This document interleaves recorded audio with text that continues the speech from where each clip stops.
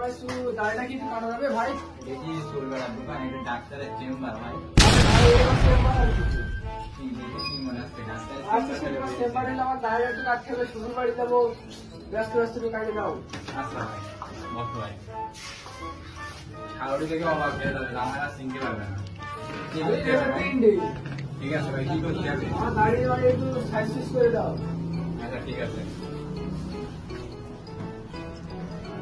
আচ্ছা ভাই দাঁড়া বসো, তোমার ছাগলটি লাগিয়ে চিনতে পারবে না।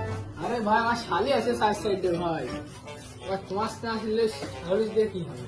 দাঁড়া বসো, ঠিক আছে দাড়ি কাটতে হবে। আর দাড়ি ভাই সাইজ করে একটু মুখটা ফ্রেশ করে দাও।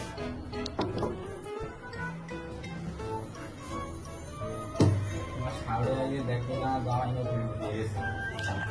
আরে সাইড সাইডে খালি না ঘুরতে যাবো কালকে, তুমি ভালো করে। না না আমি নিয়ে গেছি। আরে ভাই মা এত তো বড় মানে হবে। কিন্তু মুখটা খাই দে।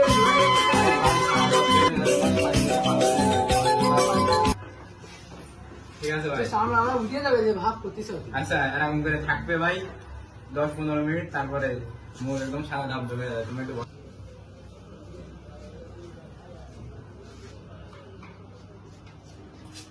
কয়টা ঘন্টা কম নি তুমি কই আল্লাহ সন্দেহ হয়ে গেছে। 7টা বাজে আইসি 3 ঘন্টা আসে না, আপনি কনে গেল? ঠিক আছে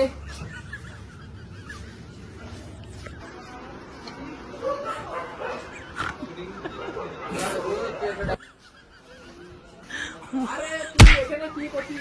চুল দাড়ি কাটতে আসছিস? আমি ভাই ভিডিও দেখছি, তার মধ্যে আপনি ডিস্টার্ব করতে আরে পারেন। ভাই, আপনার ব্যস্ত বাসায় আছি। চলেছি, আপনি করে যান ভাই।